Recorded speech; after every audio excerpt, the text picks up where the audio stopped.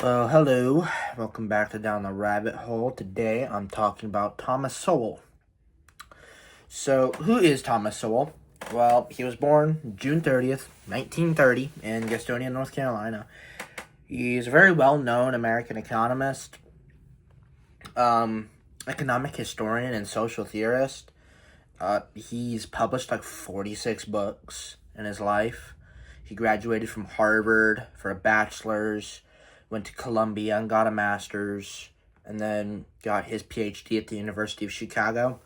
He also spent a year in the U.S. Marine Corps, in 1951 to 52. He graduated Harvard in 58. But the whole point of today's video is to talk about his beliefs and why they're controversial. So I kind of wanted to start off with where he stands politically. Well, in his early 20s, he was actually a Marxist, but we'll get into that in a second.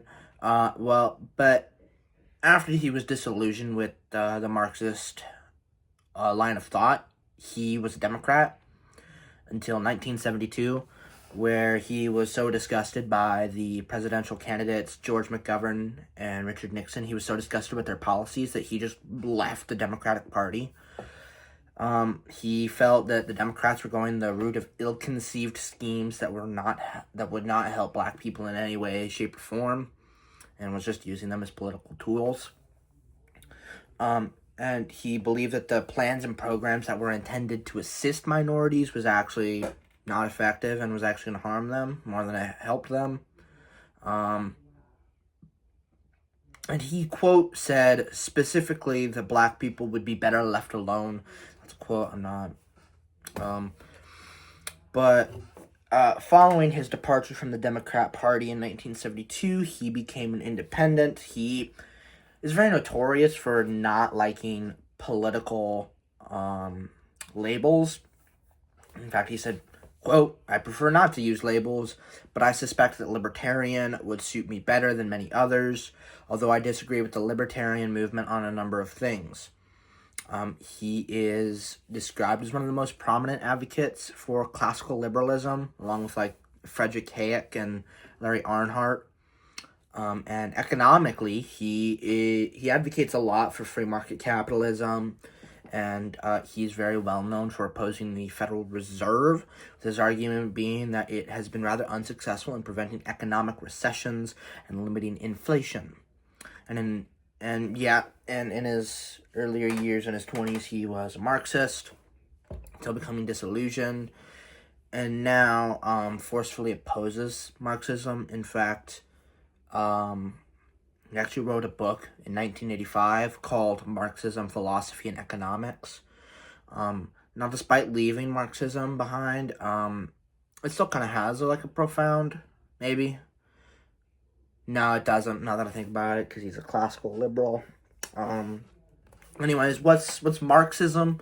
Well, it's a social, political, and economic school of thought. It's based on the idea that the struggle between the bourgeoisie, or the owning, or the rich, the elite, and the proletariat, the working class, their struggle is the main driver of history, and that the idea that the bourgeoisie exploit the proletariat for profit,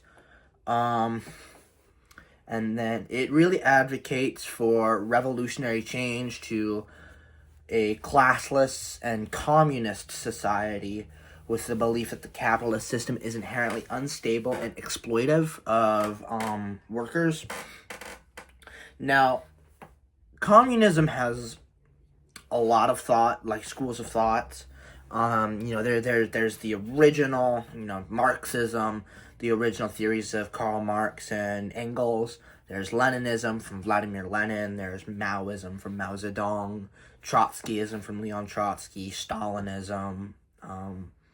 There's dozens of schools of thought, so they're all different in their own unique ways, but I can't really get into that right now. So, Sowell also described himself as a classical liberal in terms of what political group would suit him best, but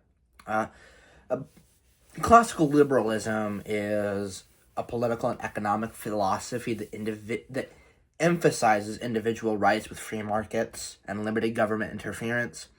Comes from the 16 and 1700s and advocates heavily for private property rights, civil liberties, and a government whose main role is to protect individual freedom and not to interfere with personal or economic affairs.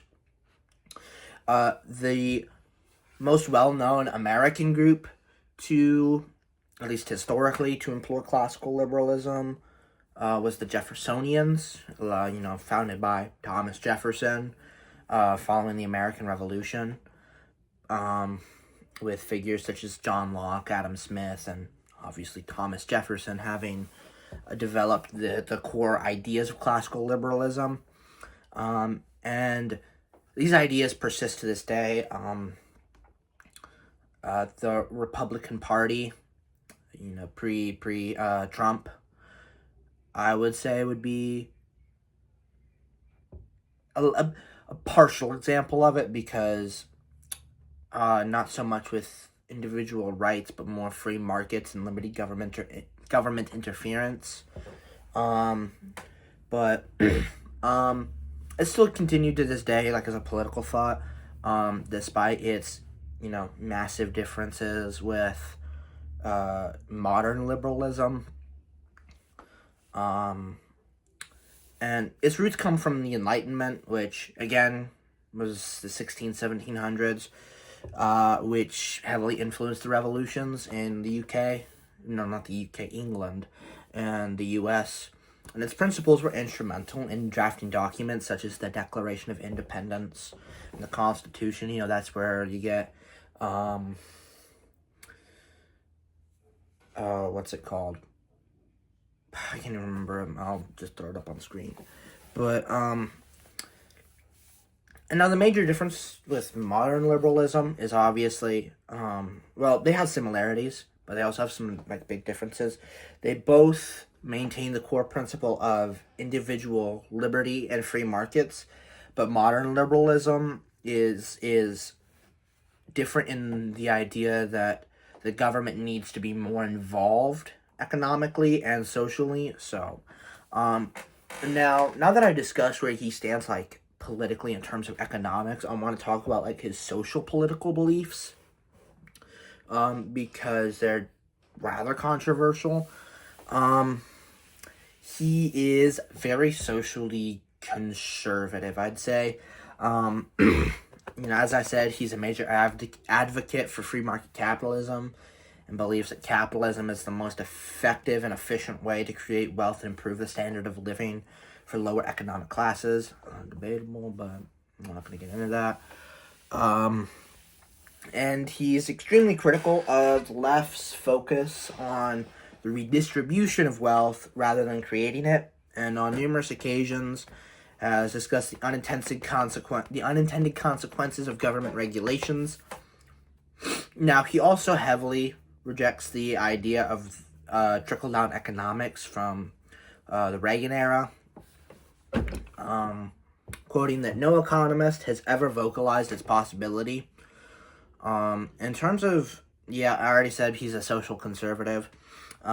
He, despite his more libertarian or liberal economic beliefs, he has a very vocal criticism of affirmative action, with the suggestion that it has negative consequences regarding the socioeconomic advancement for African Americans, and that they should, quote,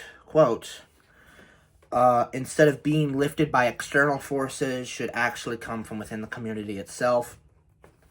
Now, I want to go into real quick what's trickle-down economics. The actual name of it is supply-side economics, and so it's essentially the idea that if you implement tax cuts and other benefits for corporations and the wealthy, it will in turn stimulate the economy by creating jobs and increasing wages. So it's essentially just giving tax cuts and stuff to corporations and the wealthy with the idea that it will trickle down. and that the benefits will reach the lower classes. Obviously, this doesn't work because the benefits take so long to even reach the lower classes that it's essentially just giving billionaires and like the rich and corporations more money while not doing anything to really improve the standard of living for lower classes. But now I kind of want to go into why his beliefs, Thomas Sowell's beliefs, are controversial. He's big on personal responsibility and limited government interference in terms of economics. And then adding his beliefs on race and him denying the idea of systematic inequality, which kind of builds upon it. And for years, he's denied and constantly challenged the role of discrimination and disparities. And he's said that the statistical disparities between ethnic and racial groups is not automatic proof of discrimination or systematic racism. And he quoted this: "More whites were brought as slaves to North Africa than blacks brought as slaves to the U.S. or the 13 colonies from which it was formed. White slaves were still being bought and sold in the Ottoman Empire decades after blacks were freed in the U.S." Now, this quote comes from an interview, and his statement is basically to argue that slavery was a diverse and widespread institution that involved every race, along with highlighting the extensive use of white people as slaves, especially in the Mediterranean and Ottoman Empire. And so, slavery cannot be used as a logical reason as to why the black community has not been able to progress economically. There's a whole ton of issues with that. So I'm going to break that down. While he is correct in the fact that the Ottoman Empire's usage of white European slaves is factually true, and that they did import significantly more slaves, white slaves, than black slaves to the U.S., with 1 million to 1.25 for the Ottomans, and only 300 to 400,000 for the U.S. It's really important to recognize the levels of systematic oppression that was involved. In the Ottoman Empire, depending on the era and the person, of course, because that is a factor, but white slaves in the Ottoman Empire could hold a multitude of roles. They could be used from domestic work, sex work, menial labor. They were also able to serve in the Ottoman army, navy, obtain high-ranking military positions, or even administrative positions within the Ottoman Empire. Those are key things that black slaves in the U.S. could not do. Unlike the upward mobility, again, depending on the time period and person, black slaves in the U.S. did not have that at all. Not at all. And as very well known, black slaves in the U.S. were put to work on southern plantations, cultivating, caring for, and harvesting cash crops, and they were put under horrible conditions. They were often abused physically, mentally, and sexually, with zero chance of upward mobility, unless they took the dangerous attempt at escape, or somehow managed to even scrape enough money together to buy their freedom, which was, I feel like, rather rare. But the key difference between the Ottoman Empire and the U.S. in terms of slavery is racial inequality. Even following the Civil War, African Americans in the U.S. still suffered great hardships. Following the Civil War, many of the property that they were given, following the Union's victory, and after Reconstruction, was just reseized by Southern governments and given back to their original owners. And African Americans in the South were also essentially just put back into a form of quasi-slavery, and that's basically just well, you're legally free, but your conditions are still, you're basically a slave. And so that's a very key difference. And yeah, and in general, post Civil War, black people still faced so much discrimination, and they still do to this day. And so that's a big reason as to why this argument is really invalid. And then I want to talk about the black rednecks culture theory, which Thomas Sowell also believes in. And in fact, he actually wrote a book about called Black Rednecks and White Liberals. He argues that the subculture, not social culture, subculture, and many cultural traits from the Southern rednecks, the redneck class. So essentially people who had roots in Scottish or Irish or other groups, and those of like the poorer white class of Southern America, were passed to black people because they lived in the same environment. And the theory also believes that they share cultural traits such as skepticism in institutions, tendency towards anti-authoritarianism, focused on immediate gratification, as well as focuses on family and kinship, vivid oral tradition, and, quote, a tendency for violence. And he does argue that both cultures are not inherently racial, but rather cultural, which I don't really get what that means.